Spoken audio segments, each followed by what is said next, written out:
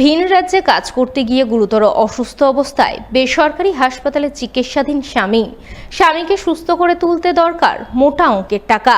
তাই সেই টাকা জোগাড় করতে দুয়ারে দুয়ারে ঘুরছেন অসহায় স্ত্রী। এই খবর জানতে পেরেই বুধবার জনসংযোগ কর্মসূচি রূপায়ণে বেরিয়ে অসহায় পরিবারের বাড়ি গিয়ে সাহায্যের হাত বাড়িয়ে দিলেন মালদা জেলা যুব তৃণমূল সভাপতি বিশ্বজিৎ মণ্ডল।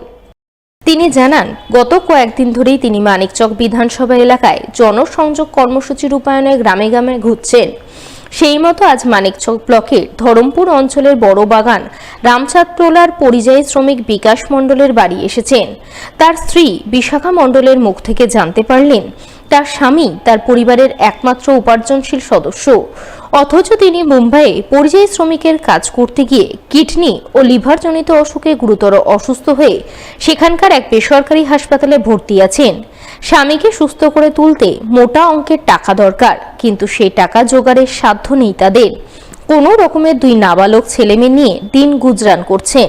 তাই স্বামীকে সুস্থ করতে দুয়ারে দুয়ারে ঘুরছেন, এরোর কাছে হাত পাচ্ছেন। এই বিষয়টি জানতে পেরে তিনি অসহায় পরিবারকে প্রাথমিকভাবে কিছু আর্থিক সাহায্য করলেন এবং আগামীতে বোম্বাই চিকিৎসাধীন পরিযায়ী শ্রমিক বিকাশ মণ্ডলকে অ্যাম্বুলেন্সে করে কলকাতায় এনে তার চিকিৎসার ব্যবস্থা করার জন্য দলগতভাবে উদ্যোগ গ্রহণ করবেন। আজ সকালে যখন আমি জনসংযোগ কর্মসূচি থেকে ফিরে আসছিলাম পশ্চিম নারায়ণপুর থেকে, তখন আমাদের মানিকচক জনসংযোগ কার্যালয়ে বিকাশ মণ্ডলের কিছু আত্মীয় স্বজন আমার অফিসে আমার জন্য অপেক্ষা করছিলেন এবং তার পরবর্তীতে আমি যখন তাদের সাথে কথা বলি এবং জানতে পারি যে আমাদের মানিকচক ধরমপুরে ভোকারিটোলা গ্রামে বিকাশ মণ্ডল নামে একজন ব্যক্তি, তিনি গুরুতর অসুস্থ হয়ে মুম্বাইয়ে একটি বেসরকারি হাসপাতালে উনি অ্যাডমিট আছেন এবং বর্তমানে তিনি খুব খারাপ পরিস্থিতিতে রয়েছেন এবং সেই নার্সিংহোমে প্রচুর বিল হয়েছে এবং তারা আর্থিক সাহায্যের জন্য এদিক ওদিক ছুটে বেড়াচ্ছিলেন। তো আমি যখন জানতে পারি, তাদের সাথে কথা বলি এবং বিষয়টা আমি সমস্ত কিছু শোনার পর আজকে আমি সেই পরিবার তার স্ত্রীর সাথে দেখা করতে আসি। সমস্ত রকমভাবে সেই পরিবারকে এই বিপদের মুখ থেকে সামলানো যায়, সমস্ত রকমটাই আমরা চেষ্টা করছি। বর্তমানে উনি মুম্বাইয়ে রয়েছেন, তাকে যদি অ্যাম্বুলেন্সে করে কলকাতা যদি আমরা আনাতে পারি, তাহলে তার উন্নত মানের চিকিৎসা আমরা দলীয় স্তরে আমরা চেষ্টা করব। এবছর মালদায় আলুর উৎপাদন মোটের ওপর ভালো হলেও পাইকারি বাজারে আলুর সঠিক দাম না মেলায় দুশ্চিন্তায় পড়েছেন মালদার আলু চাষিরা। উল্লেখ্য, প্রতিবছর মালদা জেলার কয়েকটি ব্লকে আলুর চাষ হয়, যেমনটা হয়েছে এবারও। তবে জেলায় ব্যাপকভাবে আলুর চাষ হয়ে থাকে পুরাতন মালদা ব্লকে। এই ব্লকের মহিষবাতানি, ভাবুক ও যাত্রাডাঙ্গা অঞ্চলের বিস্তীর্ণ এলাকার কৃষি জমিতে প্রতি বছরের মতো এবারও ধার দেনা ঋণ মহাজন করে আলুর চাষ করেছেন বহু প্রান্তিক চাষি। তাদের মধ্যে একাংশ আলু চাষি আগেভাগেই জমি থেকে আলু তুলতে শুরু করেছেন। তাদের বক্তব্য, তারা ধার দেনা করে আলু চাষ করেছেন, তাই ধার পরিশোধ করতে সময়ের কিছু আগেই জমি থেকে আলু তুলছেন। কিন্তু এই মুহূর্তে পাইকারি বাজারে আলুর সঠিক দাম পাওয়া যাচ্ছে না। কুইন্টাল প্রতি 700 থেকে 750 টাকা কিংবা 850 টাকা দাম মিলছে। এই দামে আলু বিক্রি করলে লাভের অংশ কিছুই থাকবে না, শুধু বেগার খাটা হবে। কুইন্টাল প্রতি 1000 থেকে 1200 টাকা দাম মিললে কিছুটা লাভের মুখ দেখতে পেতেন। তাই সরকারের কাছে আবেদন, আলু চাষিরা যাতে আলুর সঠিক দাম পান সেই ব্যাপারে কোনো প্রয়োজনীয় পদক্ষেপ গ্রহণ করুক, অথবা ধানের মতো আলুও সরকারি ন্যায্য মূল্যে কেনার ব্যবস্থা করুক। আপনি কেন তুলে নিচ্ছেন আগে আলু? এটা একটু পয়সা টয়সার দরকার। একটা হোলি পূজা চলে আসছে, আচ্ছা, খাওয়ান দাওয়ানোর ব্যাপারে। একটু একটা করে 10 কাঠা 15 কাঠা এইভাবে তুলে বিক্রি করছি। যা হয়েছে হয়েছে, কিন্তু আলু কিন্তু পয়সা হবে না। আলু এবার দাম নাই, যে হারে খাটনি, অনেক খাটনি করলাম, কিন্তু পয়সা হবে না। 1000-1200 টাকা যদি হইতে হয় তাহলে কিন্তু চাষিরা বাঁচবে। আর যদি এই 700 টাকা 750 টাকা যদি বাজার হয়, তার কিছুই হবে না। কেন সরকার ধান নিচ্ছে, আর আলুটা নিতে পাবে না। রেট তো 800-900 এখন। তো এখন কি বলবো কেমন করে? এখন আলু তো উঠেনি সম্পূর্ণ, এখন তো সম্পূর্ণ সিকি ভাগও তো উঠিনি। আর তাহলে কি মনে হচ্ছে আপনাদের? আমাদের মনে হচ্ছে যে এই 1000 টাকা থাকলে পরে তাও কিছু হয়, আসবে কিছু। আমাদের সরকারের কাছে দাবি রাখিছে যে ওই 1000 টাকা 1200 থাকলে পরে বাট যেভাবে ধান কিনছে সরকার সেইভাবে আলুও কিনি রাজ্য বলে লাভবান হবো। বৃষ্টিতে বৃষ্টিতে খাই লিছে প্রত্যেক বছর, আচ্ছা। আর দাম নাই। এখন কি রেট চলছে? এখন তো 850 750। আলু তোলার কি সময় হয়েছে? সময় হয়নি এখন।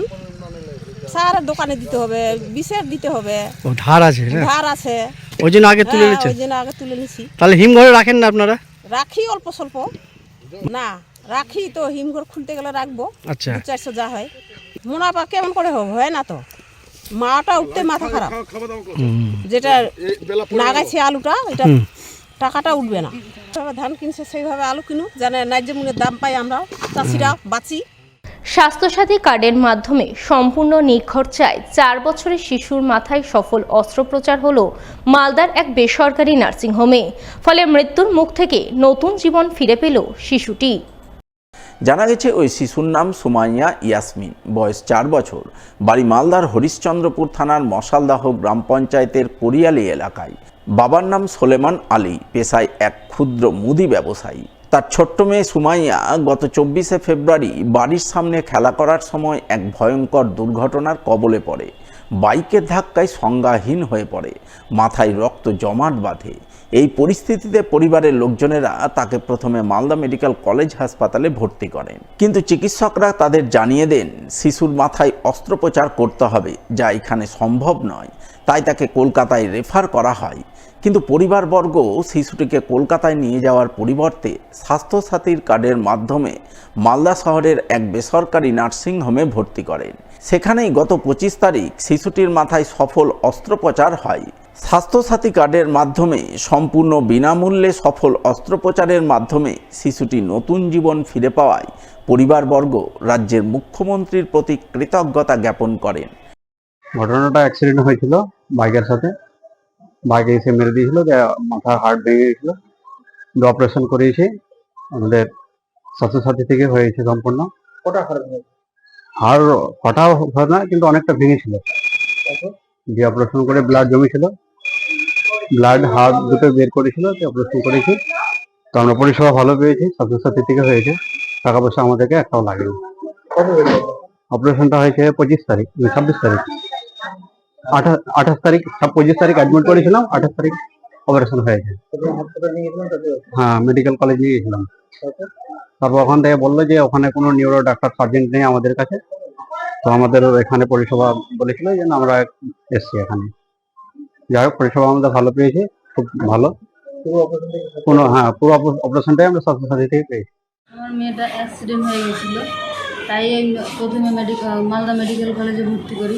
ওখান থেকে রেফার হয়ে এখানে আমরা অ্যাডমিশন করেছি। আমরা আমাদের সব কিছু চিকিৎসা স্বাস্থ্যসাথীর কার্ড থেকেও হয়েছে। আমি ধন্যবাদ জানাই আমাদের মুখ্যমন্ত্রীকে যে আমাদের মেয়েটার এত বড় অপারেশনটা কার্ডের মাধ্যমে করে দিল। এটাই আমি আমার কাছে ধন্যবাদ যে আমার মেয়েটা আজকে সুস্থ হয়ে গেছে। এই প্রসঙ্গে মালদার অতিরিক্ত জেলা শাসক শেখ আনসার আহমেদ জানান, স্বাস্থ্যসাথী কার্ডের মাধ্যমে বেসরকারি নার্সিংহোমে শিশুটির মাথায় সফল অস্ত্রোপচার করেছেন এক নিউরো সার্জন, যা প্রমাণ করেছে স্বাস্থ্যসাথী প্রকল্প সাধারণ মানুষের উপকারে আসছে। তাই আগামী দিনে মালদায় তারা আরও বেশি করে স্বাস্থ্যসাথীর পরিষেবা দেওয়ার প্রয়াস চালিয়ে যাবেন। আমাদের পশ্চিমবঙ্গ সরকারের যে স্বাস্থ্যসাথী স্কিম আছে তার মাধ্যমে যেটা একটা সাকসেসফুল অপারেশন আমরা করাতে পেরেছি একটা প্রাইভেট নার্সিং হোমে, যে নিউরোসার্জনকে দিয়ে করানো হয়েছে। আই থিঙ্ক ইট শোজ দি মানে আমাদের যে স্কিম আছে তার কত সাকসেসফুল ওটা হয়েছে। সো এটাই বলার যে আমাদের এই স্কিমটা মানুষের কাজে লাগছে। আর আমরাও চেষ্টা করছি আমাদের দিক থেকে যে যেগুলো ট্রিটমেন্ট যতটুকু সম্ভব মালদা থেকে আমরা করাতে পারি আমরা স্বাস্থ্যসাথীর মাধ্যমে করানোর চেষ্টা করব। তার মধ্যে যে আমাদের নার্সিংহোমগুলো রয়েছে তাদের সহযোগিতা আমরা কামনা করি। এটা আমাদের একটা সাকসেস আমরা বলতে পারি যে আমরা লোকালি এটাকে করাতে পেরেছি, কলকাতায় পাঠানোর ওটা প্রয়োজন হয়নি।